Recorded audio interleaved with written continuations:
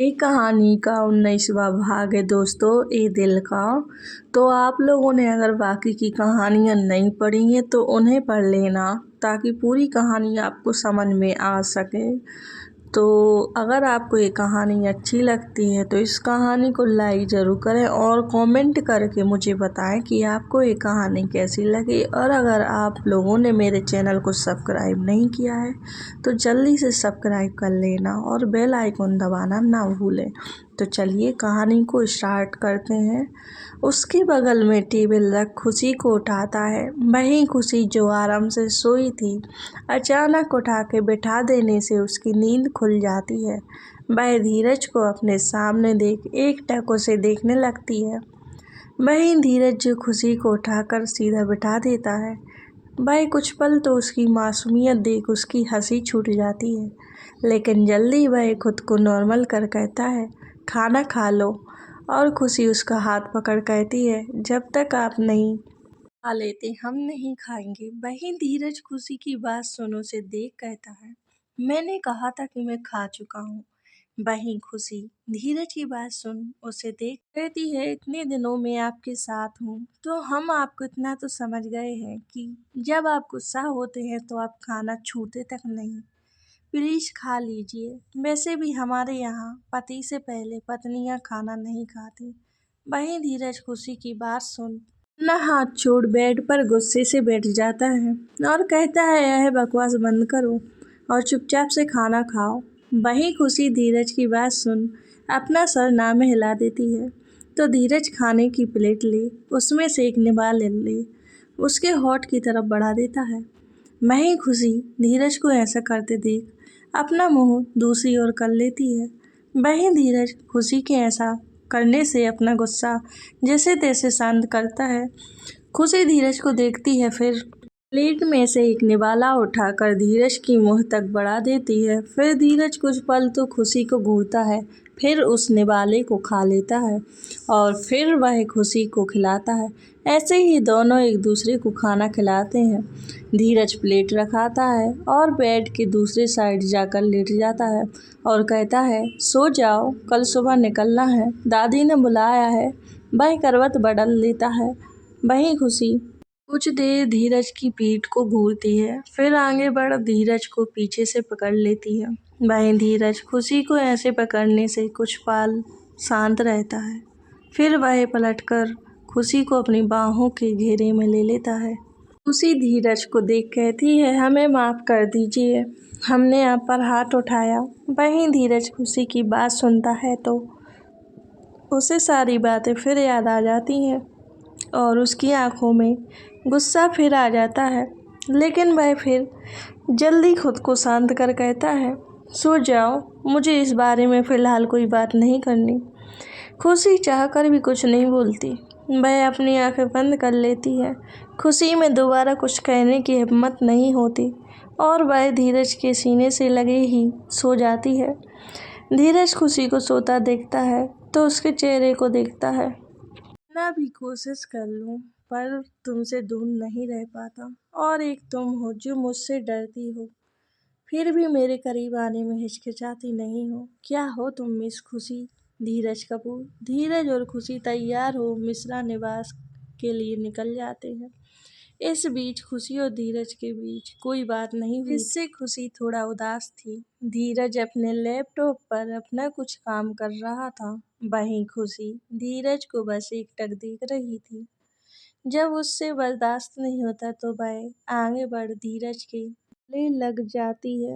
वहीं धीरज खुशी के इस एक्शन के लिए तैयार नहीं था। उसके हाथ से लैपटॉप गिर जाता है। ड्राइवर जल्दी से गाड़ी का पार्टीशन लगा देता है। धीरज खुशी को खुद से अलग कर कहता है, क्या हुआ तुम्हें?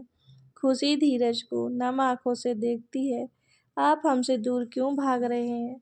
हमसे बात क्यों नहीं कर रहे हैं? हमने माफ़ी मांगी आपसे, गलती हो गई, प्लीज़ मुझे माफ़ कर दीजिए। वहीं धीरज खुशी की बात सुन उसे गौर से देखता है।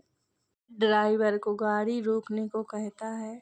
इतना तो धीरज को वह जानता था। वह गाड़ी को रोक फिर कार से बाहर निकल जाता है। थोड़ा दूर जाकर खड़ा हो जाता है। वहीं खुशी बस धीरज को देख रही थी, अपने सवाल का जवाब सुनना चाहती थी। वहीं धीरज एक लंबी सांस ले कहता है, हमारा रिश्ता तुम्हारे करीब आने वाला ही कब हुआ था? जब जब मैं तुम्हारे करीब आया हूँ, तुमने हमेशा हमारे बीच रोहिणी को लेकर खड़ा कर दिया, जबकि मैंने तुमसे साफ साफ कह दिया था कि हमारे बीच वह कभी नहीं आएगी। और तुम्हें याद हो तो मैंने तुमसे ही कहा था कि समय आने पर तुम्हें सब कुछ बता दूंगा, पर तुम्हें तो मेरी बातों पर विश्वास ही नहीं है। करना तुम्हें अपने मन का करना है, तो फिर तुम्हें फर्क क्यों पड़ता है मैं तुम्हारे करीब आऊं या ना आऊं, तुमसे बात करूं ना करूं? धीरज खुशी को देखने लगता है। खुशी धीरज की सारी बातों को सुन नम आंखों से कहती है, हम बस एक बात पूछना चाहते हैं, इजाजत है हमें? वहीं धीरज खुशी की बात सुन बस अपना सर हिला देता है।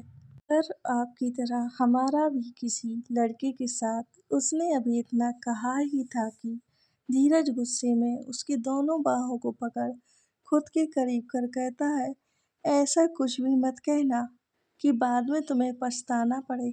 वहीं खुशी धीरज को गुस्से में देख अच्छा मुस्कान के साथ कहती है, कमाल है, आपको हमारा किसी के साथ नाम जोड़ना या किसी के साथ देखना पसंद नहीं आता। यहाँ तक कि जब अंश ने हमें गले लगाया तो आपने मेरे साथ इतना कुछ कर दिया, हमें सबक सिखाने के लिए कि हम दोबारा ऐसी हरकत ना करें। लेकिन आपका क्या धीरज जी, हमें आपके साथ क्या करना चाहिए? शादी के बाद कितने अरमान लिए हम आपके साथ आए थे, लेकिन रोज आपको रोहिणी जी की बाहों में देखकर हम पर क्या बीती? क्या आपने कभी सोचा? आपको पता है, जब पापा ने हमारी शादी कहीं और तय कर दी थी, तब हम जीना नहीं चाहते थे, मर जाना चाहते थे, क्योंकि हमने आपको अपना पति आपको उसी दिन से मान लिया था जब हमें एहसास हुआ कि हम आपसे प्यार करते हैं। लेकिन हम माँ पापा का सोच शादी के लिए तैयार हो गए, लेकिन महादेव को शायद मुझ पर तरस आ गई और उन्होंने आपको भेजा भेज ही दिया हमारी लाइफ में। हम बता नहीं सकते थे कि हम आपको वहाँ देखकर कितना खुश थे, लेकिन आपने आपने सारी खुशियाँ हमसे कुछ घंटे में ही छीन ली। जब हमें पता चला आप रोहिणी जी को पसंद करते हैं, बताइए अब हमें यह जानती हुए कि आपकी खुशी रोहिणी जी में है, आप यह रिश्ता अपनी दादी के कहने पर किए तो कैसे हम आगे बढ़ने देते, लेकिन आपने कल रात सारी लिमिट।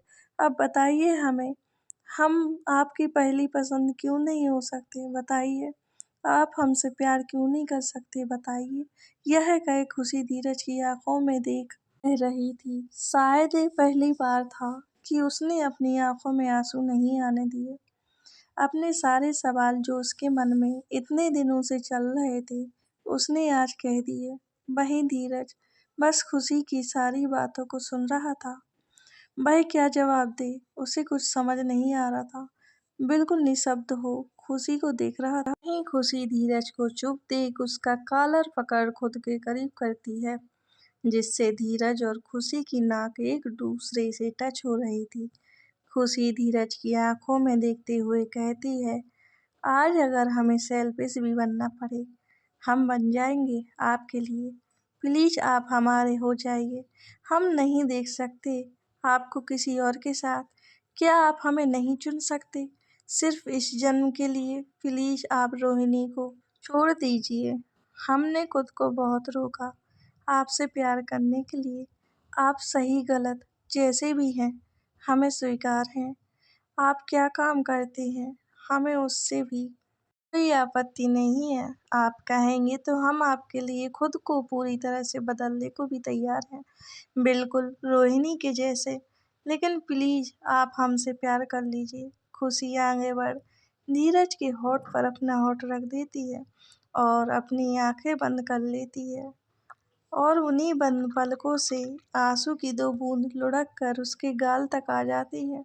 वहीं धीरज खुशी की बात सुन उसका मन एकदम भारी हो जाता है। वह खुद को कमजोर महसूस करने लगता है, लेकिन फिर भी खुद को संभाले था। लेकिन जब खुशी से किस कर देती तो वो बांध टूट जाता है और वह खुशी को एकदम से अपनी बाहों में भर लेता है और अपनी भारी हो चुकी सांस के साथ कहता है, आई एम सॉरी, मुझे माफ कर दो। यह कह वह उससे अलग हो उसका चेहरा अपने हाथों में थाम अपनी प्यार की बरसात खुशी के पूरे चेहरे पर करता है।